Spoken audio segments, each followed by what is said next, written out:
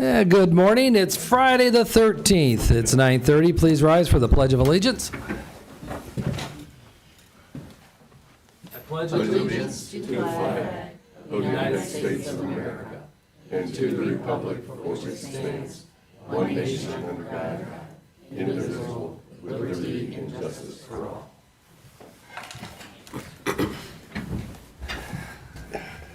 I tried. Yeah, I know. Commissioner Moore, Here. Commissioner Gallagher, Here. Commissioner Riddell. Here. We have a quorum. Under Resolutions Number 1, Investments, Move to approve. Second. Discussion. Commissioner Gallagher, Aye. Commissioner Moore, Aye. Commissioner Riddell. Aye. Number 2, Appropriations, Move to approve. Second. Discussion. Commissioner Moore, Aye. Commissioner Gallagher. Aye. Commissioner Riddell. Aye. Number 3, Transfers, there are none. Number 4, Advances, Repayments, there are none. Number 5, Requisitions. Move to approve. Second. Discussion. Commissioner Moore, Aye. Commissioner Gallagher, Aye. Commissioner Riddell. Aye. Number 6, Travel, there is none. Number 7, Bills. It's page 1 of 3. Page 2, please. Page 3. Move to approve pages 1, 2, and 3. Second. Discussion. Commissioner Moore, Aye. Commissioner Gallagher. Aye. Commissioner Riddell. Aye. Number 8, county commissioners may recess an executive session to consider the appointment, employment, dismissal, discipline, promotion, demotion, or compensation of a public employee or official, along with any other matters as specifically identified by motion in accordance with Ohio Revised Code 121.22G1 through 8, unless expressly stated otherwise during executive session. Matters discussed in executive session are designated by county commissioners as confidential. Because of the confidentiality of such matters is necessary for the proper conduct of government business, any disclosure outside of executive session is prohibited by Ohio Revised Code 102.03B. While in executive session, the county commissioners may discuss and deliberate at the matters at issue, but no votes may be taken until open session resumes. Yep, and we'll be going into executive sessions to discuss what you just stated, and also litigation and contracts. I believe those are, and a potential update and some court issues that the prosecutor's requesting. So I'm just adding that in there so that when we come back to it, I don't have to repeat it. Okay. Okay. I don't believe there was any public comment on agenda items. Is there any old business? Public comment will be at the, that's all we have on here, nothing on agenda items, just at the end, just for an update for people. We've been pretty generous, but we're going to try to keep you at 2 minutes. We do have a drop dead date today for some legal discussions with some phone calls and some things happening, so we'll be sticking to that. So no public comment on agenda items, but we do have quite a few at the end of the meeting under public comment. So thank you. Is there any old business? Nope. No. Board business 9, approve and waive the reading of the county commissioners meeting minutes of March 10th. So moved. Second. Discussion. Commissioner Riddell. Aye. Commissioner Gallagher. Aye. Commissioner Moore. Aye. 10, enter the petition for annexation in the journal and withdrawing said annexation of 65.2559 acres of land from Amherst Township to the city of Elyria and expedited 2 requests from agent John Clark for petitioner Sharon Riccardi, member of Lulu LLC. So moved. Second. Discussion. So we're moving to Wait. accept this and withdraw it, correct? Yep, Okay. no other thing. Anything further? Commissioner Riddell. Aye. Commissioner Gallagher. Aye. Commissioner Moore. Aye. Community Development 11, accept Program Year 25 Community Housing Impact and Preservation Program, CHIP, funds from the State of Ohio Department of Development in the amount of $1.6 million.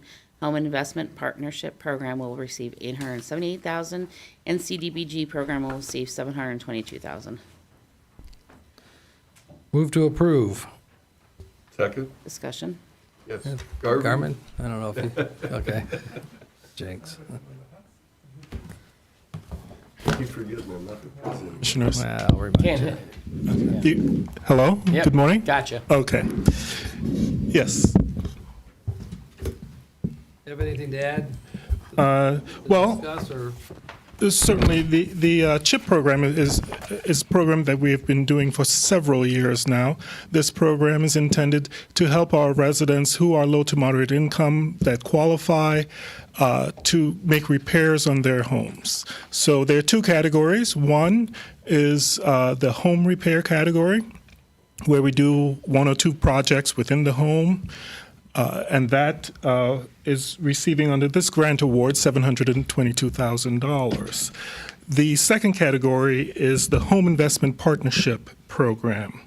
And that program does more extensive renovations on homes, bringing things up to code in the homes, like electrical, plumbing, those kinds of things, along with the other repair items to be addressed. Okay. I was going through the budgets last summer, and I asked Mr. Greenspan to review his department because I was trying to justify, the office in and of itself. And that's when he came back and said, you guys usually get about $90 million a year was in kind of funding this type, not just this, but overall, all the hard work that you guys do. And I just want to at least mention this is the type of grant work that you guys work on with the communities to help get that money in and to help those that are in need. So, Yes, correct. You guys are sound about making right? great progress. yeah, that sound about right, Carmen? Okay. Yes. Okay. Yes.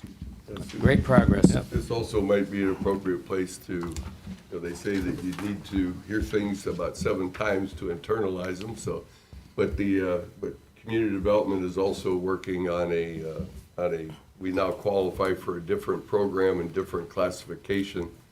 It kind of had a confusing name for some folks. It's called the urban county, but it's not about only urban, and it's not about trying to urbanize anything, but we would end up in self-control, and we would qualify for a direct disbursement for over twice this much money. So we would have the ability, so our department's working on that. That'll hopefully come to fruition this summer. And for 27, maybe we could be looking at having twice as much benefit for the community of Lorain County. Right, that is correct. It, as you said, it's going directly to HUD versus getting our funding through the State Department of Development. So there are two categories in there, and the next resolution I see that. actually, would address that issue. But since it's on the floor, I would say that it's important to our community that we go after this. HUD informed us that we have qualified for this status to go directly to them, much in the way that the cities of Elyria and Lorain participate directly as metropolitan cities under the legislation. The only category for us here of the 3 categories that HUD has is called urban county. We did not come up with that name. That's by legislation from the federal government. So we certainly can address more about that particular one under I didn't the know next. if you want to continue and start talking about 12. You want to wait? You want to add some more to it later? We'll wait. How about that? Okay. Okay. Go ahead, Teresa. Commissioner Moore? Aye. Commissioner Dell? Aye. Commissioner Gallagher? Aye. 12, awarding Civitas Consulting LLC, Mount Pleasant, South Carolina, a contract in the amount of $51,500 to provide the professional services to develop the consolidated plan and associated reports for the urban county and participating jurisdiction application submittals to U.S. Department of Housing and Urban Development. 10 RFPs were received, this being the most responsive complying with specifications. This will be paid from the Community Development's Economic Development Professional Services account and be reimbursed during the initial year of the Urban County Entitlement CDBG Allocation Administration Budget. Move to approve. Second. Discussion. Hey, Garmin. Okay. So this agreement, after a pretty extensive process of searching for a consultant to advise us and to go through all of the application steps and reporting requirements in order to submit the application to HUD, we had 10 companies submit proposals from across the country, from east to west, all the way out to California and back. And we were, quite lucky because, virtually all of them were well qualified to do the job with a very wide range of prices, of course. But our major concern was the quality of the companies that we were looking at in terms of the delivery of services as well. So price was not the only criteria. It was also the quality of the work based on references as well.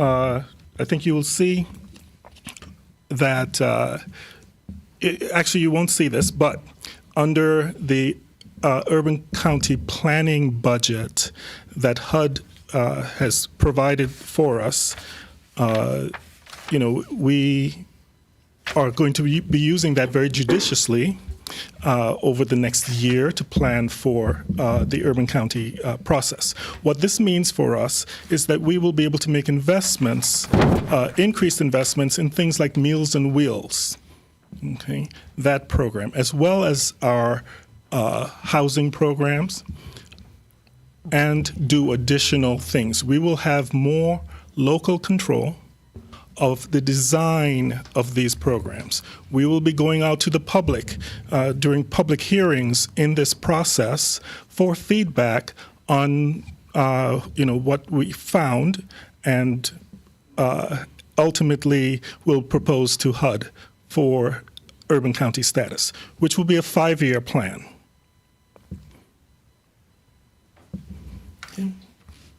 Thank you.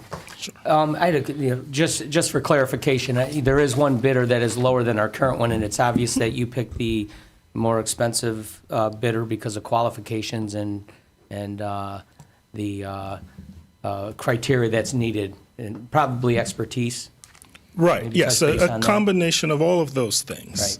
Right. I know you mentioned it a little bit, but just for clarification, that's what you did here. Right, yeah, the process is not necessarily just supposed to pick the lowest bidder, but Right. you're looking for the best at the same time. So a combination of those. Yeah, and I see you got quite a few of them. That's great. I like to see that. You picked the one out that you thought was the best. Yes, and they rose above many that were over $100,000. Awesome. Thanks. Anything further? Commissioner Moore? Aye. Commissioner Gallagher? Aye. Commissioner Dow? Aye. Sanitary Engineer 13, enter an emergency contract with S&S Contracting LLC in the amount of $7,400 for the sanitary lateral repair at 8 Waterfall Drive in Brentwood Lake Development in Carlisle Township. This will be paid from the sanitary engineer account. Move to approve. Second. Discussion. Commissioner Moore? Aye. Commissioner Gallagher? Aye. Commissioner Dow? Aye. Stormwater Management 14, authorize Lorain County to provide a loan in the amount of $900,000 for the acquisition of land to Creekwood Development LLC to facilitate development and necessary public improvements. Lorain County has applied for residential economic development district grant from the state of Ohio in the amount of $2.5 million, which allows for assisting in the assembly of land, public infrastructure, and utility improvements. Stormwater utility fees account stormwater client loan is an alternative funding source available to be used pursuant to Ohio Revised Code 6117.02D in the case a REIT grant is not awarded, delayed in award, or not fully awarded because the property includes a needed drainage improvement. The county loan will be secured by a guarantee and mortgage in anticipation to be prepaid in full by August of 26. Move to approve. Second. Discussion. Don, do you want to add some additional insight? The development in question is located along Fortune Ditch. This is a project that has been planned for many years, and by accelerating this project where the developer has already entered into a purchase agreement, by providing financing, we're able to accelerate the closing date. We'll be able to go out to bid on this project much sooner, and this was made really possible when the state opened up their regional economic development, or residential economic development district housing program that gave us the inspiration working with the administration, county engineer's office, and community development to put together a program to accelerate housing development in areas where we already have sewers to make the necessary improvements. And one of the things allowed was land assembly. And so this loan will allow that to occur, and will also provide the stormwater district then with the ability to move forward on a ditch improvement that the board has previously approved, facilitating improved drainage not only in our stormwater district, but also in North Ridgeville, who's been patiently awaiting to write us a check so that they can get their ditch cleaned as well. And with that, any other questions, I'd be happy to answer. How many houses is this relating to? This would actually directly impact about 2.1 square miles for our ditch improvement, and for the project itself, it would be in excess of 700 housing units on the Creekwood development and adjacent parcels, or the Creekwood Golf Course and adjacent parcels. And 700 homes. Now, if I'm not mistaken, some of the sewers will be almost at capacity out there with that? In this one, we had worked with the developer's engineer, Lorco, and the our sanitary engineer, the county engineer's office, and we've got a plan to be able to ensure that we have adequate capacity for the continued growth in that area for the Lorco sewer provider. Thank you. You're welcome. Anything further? Commissioner Gallagher? Aye. Commissioner Dell? Aye. Commissioner Moore? Aye. Workforce Development, 15, reappoint various members to Lorain County Workforce Development Board effective retroactive January 1st, 26 through December 31st of 2029. Ryan Flanagan, General Plug, Kevin Stikchik, Lorain County Labor, Tracy Green, Community College, Dave Greenspan, Community Development, and Chris Cabot, JFS. Move to approve? Second? Discussion. Yes. The board has had a standing commitment over the last few years to make sure that these advisory boards and so forth are made up of citizens and not county employees. You know, we want them to be true public. But I want to bring light to the fact that we have two people, Dave Greenspan and Christopher Cabot, on there because there are seats on this board, the Workforce Development Board, that are actually prescribed for certain types of people who hold certain offices or skill sets, and that is why we have two existing county employees that are on this board. Anything further? Commissioner Gallagher? Aye. Commissioner Dell? Aye. Commissioner Moore? Aye. Engineer, 16, accept and journalize 25 report on bridges for Lorain County. Report is intended to summarize the condition of 237 bridges, structures over 10 feet in clear span, that the county owns and maintains. County is responsible for inspecting each bridge, which range and span from 10 feet to 305 feet. Move to approve? Second? Discussion. Mr. Gallagher? Aye. Mr. Riddell? Aye. Mr. Moore? Aye. 17, award and enter in contract with the U.S. Bridge of Cambridge in the amount of $142,246 for the Halley Road Bridge number 0185 and 0279 in Huntington Township. One bid was received. Work consists of supply and delivery of 2 galvanized steel beam bridge superstructure and related materials to the site. Structure 0185 is to be 17 feet 6 inch overall with 22 feet roadway width. Structure 0279 is 16 feet 6 inches overall with 24 roadway width. Each structure must include detailed plans and loaded ratings signed and sealed by the registered professional engineer licensed in the state. Issue notice to proceed upon full execution of the contract. Work to be completed on or before July 1st of 26. This will be paid from the permissive engineer bridge account. Authorized county administrator to notify the auditor to release retainage at completion of project. So moved? Second? Discussion. Commissioner Riddell? Aye. Commissioner Gallagher? Aye. Commissioner Moore? Aye. The prosecutor authorized president of the board to execute the participation agreement with the 6 remnant defendants as part of the ongoing national opiate settlement agreement. Move to approve. Second? Discussion. Yeah, I've had some discussions with the prosecutor in regards to these and several other issues. And I asked him, since his prosecutor assistance does come to our meetings, if you've noticed, I I asked them, I guess, because they're extremely buried and still kind of trying to hire some more additional people. I asked them, there's no need to be here and sit here. If you've noticed, probably 20-some years ago, when I was here, they would have the prosecutor would give an update and do a report. We don't do that. So I asked them earlier in the week if it's okay if they don't show up to our meetings unless they request an executive session, which they did. So they'll be here in our executive session. So if you're wondering why they're not here, I told them they got a lot more important work to do than to sit here and when we really don't need them yet. So we will. They're still our attorney. They're still helping us, but I think sometimes waiting 3 to 4 hours here when she can be working is a little bit better use of her time. So just to let people know that. Anything further? Commissioner Moore? Aye. Commissioner Riddell? Aye. Commissioner Gallagher? Aye. County Administrator? No No. report. Just next Thursday, March 19th at 10 o'clock, we'll have a land bank meeting. Land bank meeting, that's here. Yep. Board correspondence? Move to waive the reading of the board correspondence. Second. Discussion. Commissioner Moore? Aye. Commissioner Gallagher? Aye. Commissioner Riddell? Aye. Is there any new business? Nope, Nope. I don't think so. Okay, public comment. Yeah. So we are getting ahead of schedules, which is good. So, Gerald Phillips.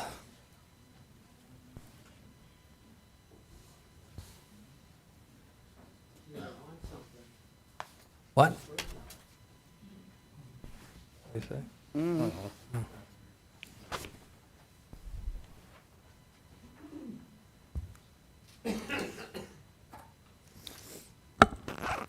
Gerald Phillips, Avon Lake. I was curious because I heard all this talk about a jail fund. So I went to the state auditors where they issue the financial reports, and I found the county financial report for 2023, but not 2024. And I couldn't even find it on the financial statements. Although I did find about 19 million in a ARPA fund. So I will be getting information from the auditor as far as that.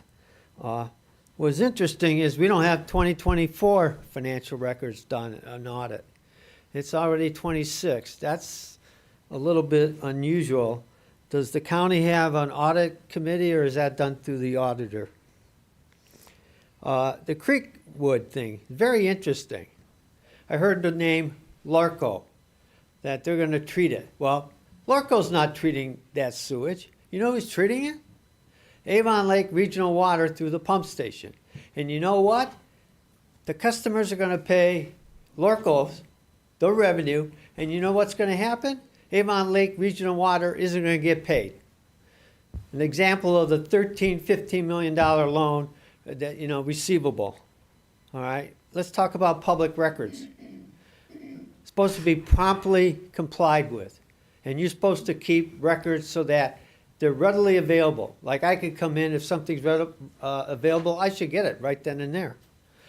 I made a public records request. December 14th, 2022. This body passed a resolution establishing the jail fund. I don't have that resolution. That's very readily available. Teresa Upton, I know she's done great with public records, but there's no excuse why I shouldn't have had that resolution today to talk about it, okay? And what happens is this county sets up this procedure that everything's got to go run through the prosecutor's office. That's not the public records statute. Every public official employee should know what the public records law is, and if they're custodian of records, they should know. And only if there's a question of an exemption should it goes to the prosecutor, not automatically. You delay it a week, sometimes 2 weeks. That's not promptly. Okay. That needs to be looked at. One day you're going to get sued or somebody's going to sue you. Thank you. Thanks, Gerald. Thank you. I actually had that conversation, Gerald, this week. So we are revisiting that. So thank you. Courtney Nazaro.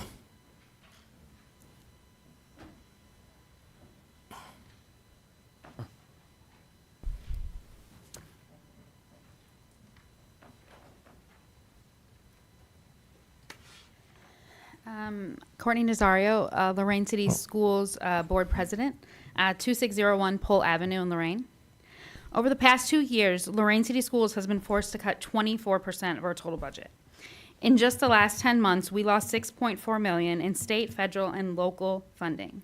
More than $1 million of that loss came directly from Lorain County in October due to the expansion of the Homestead Act Property Tax Relief Program. That $1 million alone could have paid for teachers, paraprofessionals, intervention specialists, or mental health services our students rely on every single day. These are positions and supports that directly impact our classrooms, our students, and their ability to learn and succeed.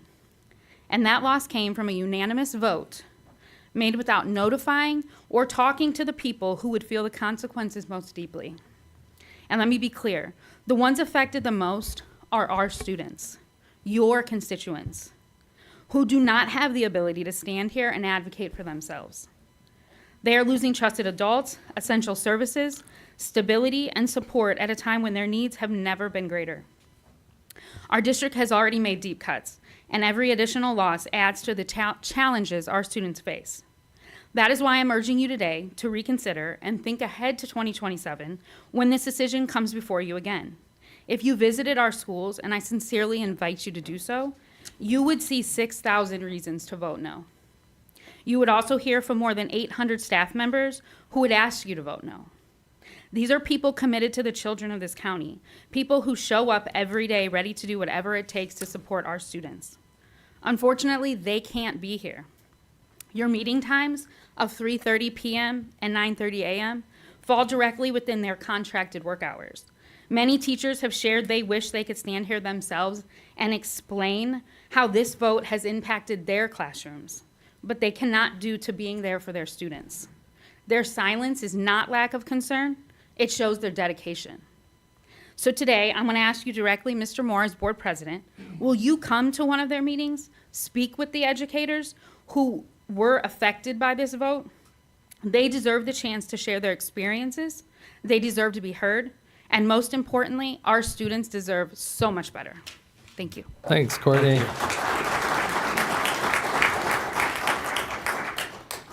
Mr. Ballard.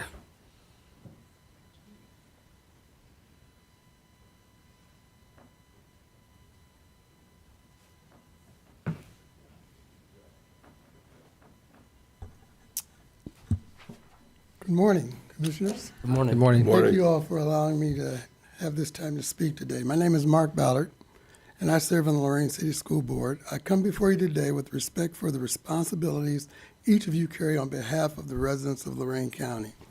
I also come today as someone who understands the public services often requires a balancing of difficult priorities.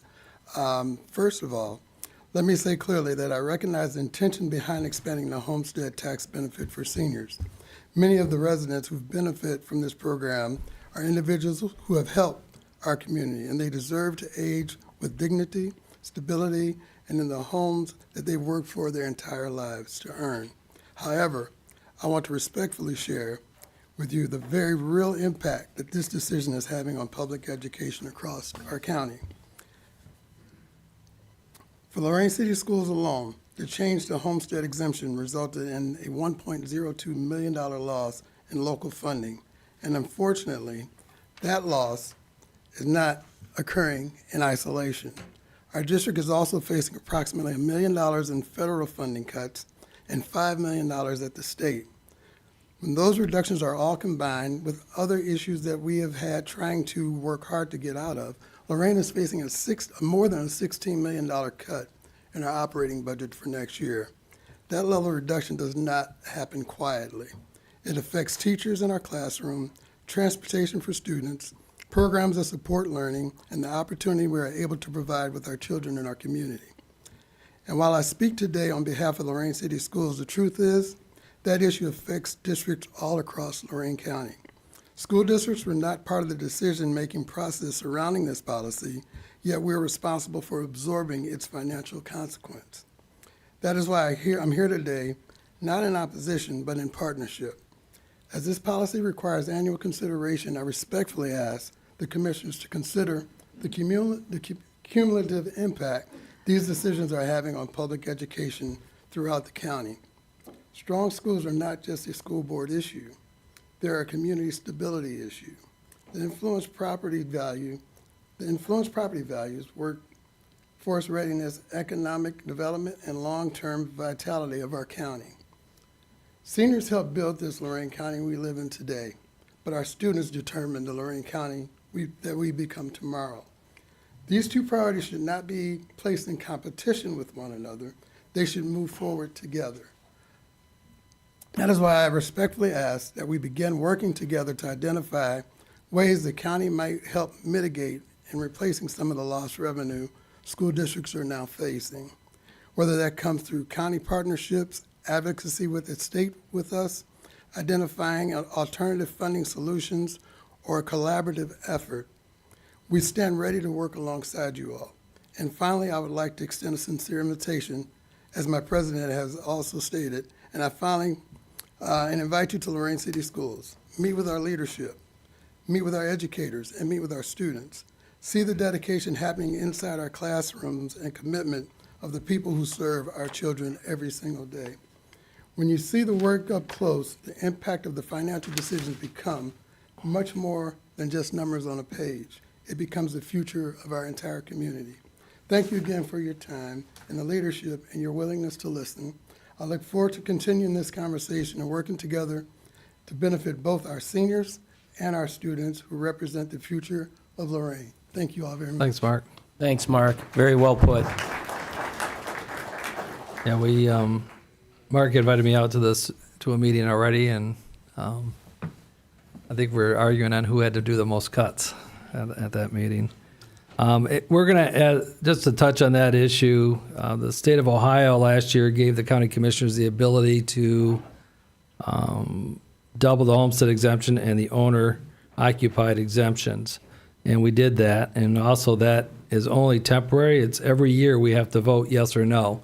And just to let the school systems know that we are looking at probably sometime in May, because it has to be done before June in order to implement it for the following year. So just to let, I don't know if you knew that or not, but we are in discussions on bringing that back up for a vote for probably sometime in May. Hopefully, the state legislature can start figuring out the problems with the balance of money. Yeah, good luck. And that's the tough I haven't done it tough since battle we 97, have. so I doubt it. I'm sorry. Yeah, I think that's the case. When we looked at this last year, the state legislature had not yet formulated their plan to deal with some real estate tax relief for statewide residents. So we took the opportunity that we had to provide some relief in the shadow of 31% rise in real estate taxes for.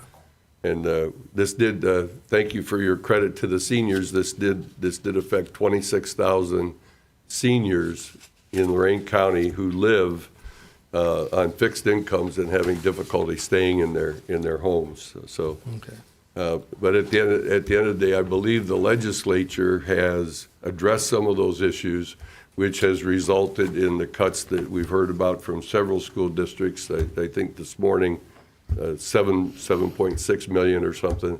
The impact of the 4 new state laws and reduction of taxes is something that we're all going to have to learn to live with. Otis Lovejoy? Oh, there he is.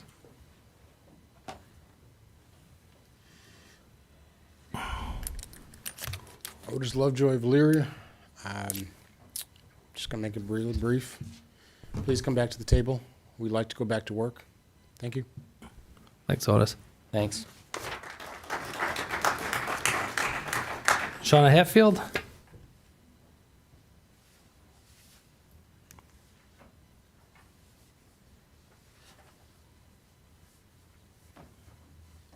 Morning. Hi, Shauna Hatfield, LaGrange.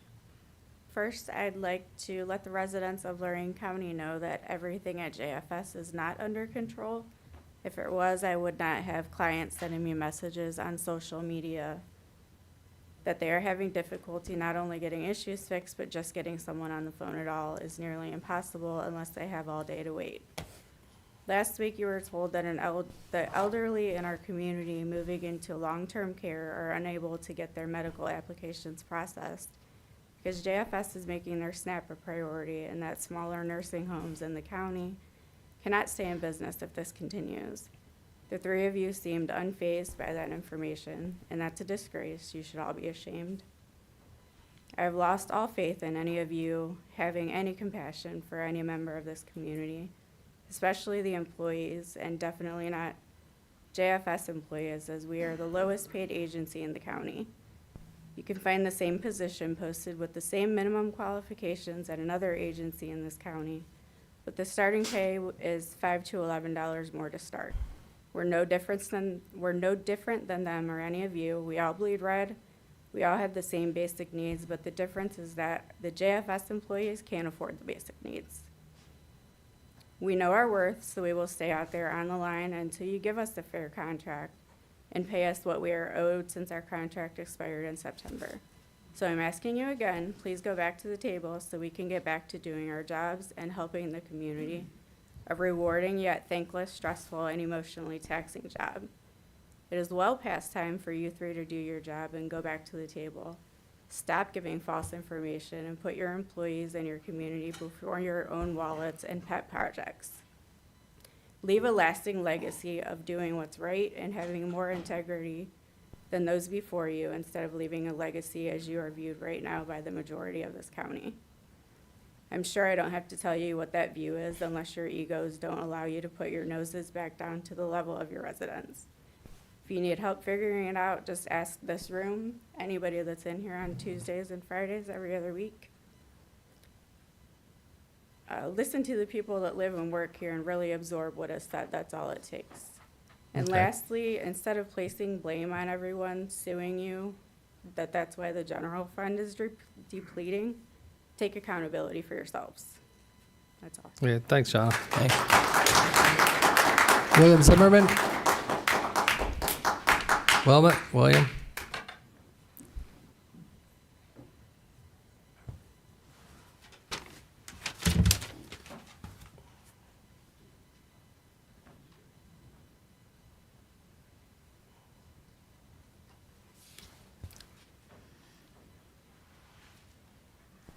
Morning, William Zimmerman, Avon Lake. So corruption is defined as dishonest or unlawful acts by those who are in power for their personal gain. You three work for we, the citizens of Lorain County. You took an oath to abide by the Constitution of the United States and the state of Ohio. If you no longer wish to follow these governing rules and laws, then you should resign.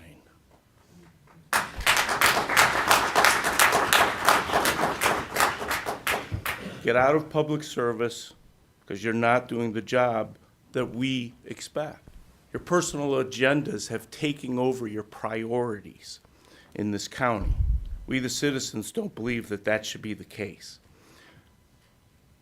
I also don't understand why Jack Hall and Tony Cilio don't follow through on their campaign promises to fight out corruption in our county. It's been over a year. There hasn't been a single indictment on any person in regards to corruption in the city of, or I'm sorry, in the county of Lorain. So I don't understand that. The other problem I have is I spoke to Mr. Lundy the other day, and he told me about the $20 million rainy day fund, verifying its existence.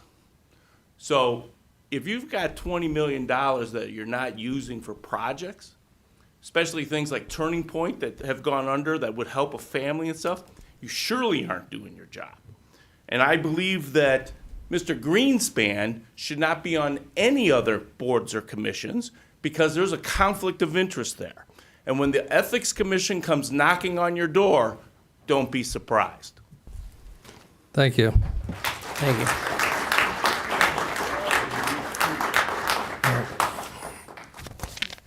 Yeah, well, Matt Lundy's the one that voted for a $20 million capital improvement. Against Robert's rules. Well, when you run your, you run your own meeting, sir. So just to let you know that there is a capital improvement fund for jails, and that's where that money went, and I voted no to do that. But that's Matt Lundy. Gina Jones.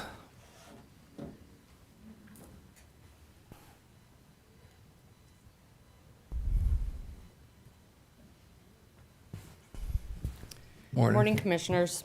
Good morning. Good morning. Gina Jones from Lorain, Ohio. I come here today to ask you to come to the bargaining table yet again. These members and others in the community have been here for 3 weeks asking you to do the right thing. The right thing would be bargain in good faith, send a representative that can make the decisions on your behalf. You have yet to do that. You claim that there's a funding shortage due to the tax levy failing. However, before the election, you campaigned saying the sales tax money would go to build the jail. The day after the election, Mr. Riddell was quoted in the paper saying that all residents in the county are going to suffer because of this. I don't work at the jail, and I don't plan on going to jail. Now, I don't know if you know this, but most of the JFS employee funding comes from the federal and state dollars, not the county. So why are JFS workers suffering? The amount of money you're paying supervisors and administrators to work overtime remotely at JFS is disgusting. Admins are making $75 an hour and don't know how to process cases. So what are they doing? You and JFS director report that the agency is running fine. The work is getting done. Ask the supervisors and they're trying to do the work. They'll tell you the truth. Most of the phone lines are shut down. People can't call in. Medicaid reapplications are not getting done. Medicaid cases are being closed because they're only focusing on SNAP. Proof again, you're not good stewards of the county money. You have cut budgets from the auditor, from Judge Sawinski, from Sheriff Hall, just to name a few. But where's the budget cut in your office? None of these cuts are to better the community. Where are the budget cuts to the new positions that you created that make over $100,000 a year? Where are those cuts? Your neglect for this county is astounding. You are not good stewards of the county money. You continue to hurt this community with your own personal agendas. Please remember that the three of you are here for the short term. Your employees are here for the long term. Thanks, Jim. Thanks. Brittany Gardner, Eber? Sorry. Brittany Eber, North Ridgeville, Ohio. I have proudly worked for JFS for nearly 8 years. I began my career in the PRC department assisting clients obtaining essential services such as rental and utility assistance for those who have fallen behind. For the past 6.5 years, I have been an intake caseworker. 22 days ago, we started walking the picket line. And in those 22 days, I have learned more about these people and the passion and pride that they take in their work when we are in the agency. I have also seen and felt the support of our community and a majority who are for us and against the three of you. Helping a single mother who has left a domestic situation provide food for her children through SNAP benefits so she can rebuild her life is deeply meaningful to me. Assisting a grandparent who has taken on the unexpected responsibility for caring for their grandchildren obtaining TANF benefits, especially when they rely solely on Social Security benefits themselves, is equally rewarding. Additionally, helping clients secure medical benefits when employer-provided coverage is unaffordable allows families to access necessary health care without sacrificing basic needs. I, as you can see, do not take my role lightly. I understand firsthand the importance of these services, and I have used them myself when I was a single mother to my now 17-year-old son in his early stages of life, and I recognize what a vital role we at the agency provide to our community. Along with my fellow union brothers and sisters, I respectfully ask you to please return to the bargaining table, meet with our union leadership, and work toward resolving this contract. We are eager to return to our duties and continue serving and supporting our community. Mr. Moore, you stated that the agency was running smoothly with 32 workers who did not cross that picket line. Imagine what it could do when 120 of us return back to the office. Because we on the picket line know the agency is in fact not running smoothly from the sources on the inside who are still for us, who did not cross. Thank you. Thanks, Brittany. Maria Valentine?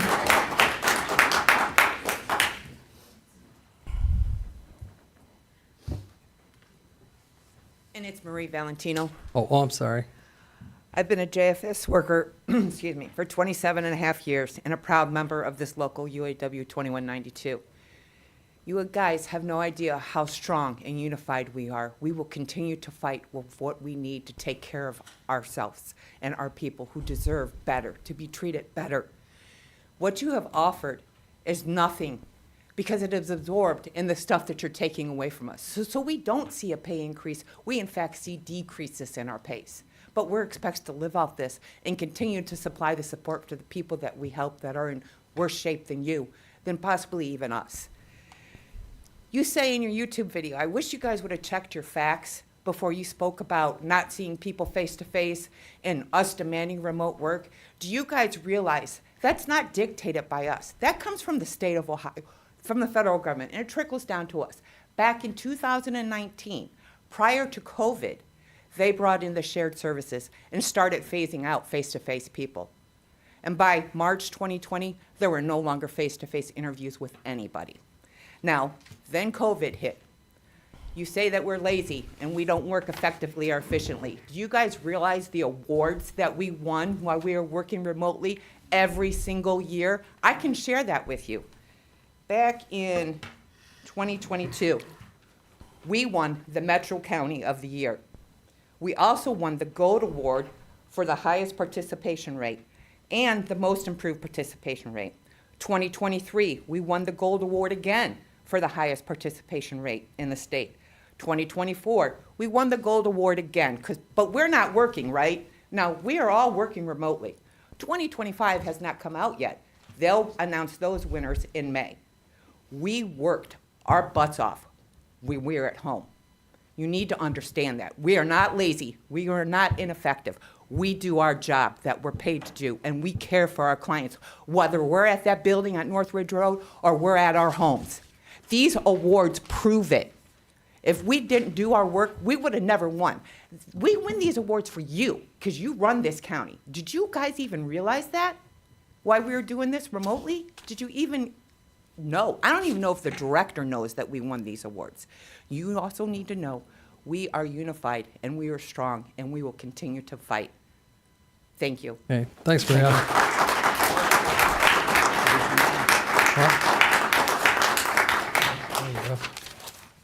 Okay, thank you. Yeah. Oh, yeah, we're aware. We actually came out and at that time. Did it? Yeah, we're gonna make a motion to go into executive session based on Madam Clerk's statement on earlier. How's that? And the stuff that you included, Yeah, correct? yeah, just to Okay. make sure that's what it is, so. Okay, a second. Second? Okay. Discussion. Commissioner Moore? Aye, Commissioner Dell? Aye. Commissioner Gallagher? Aye. it should take at least an hour, maybe hour and a half for those that want.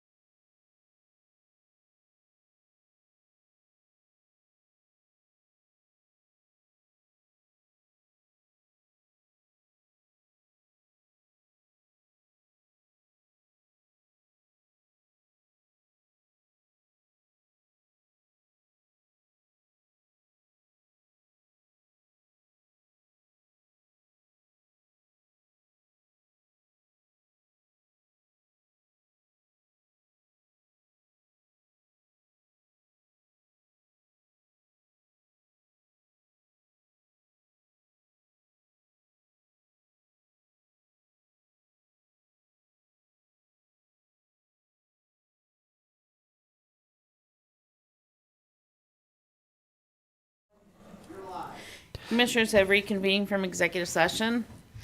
Thank you for waiting. I'd like to adjourn.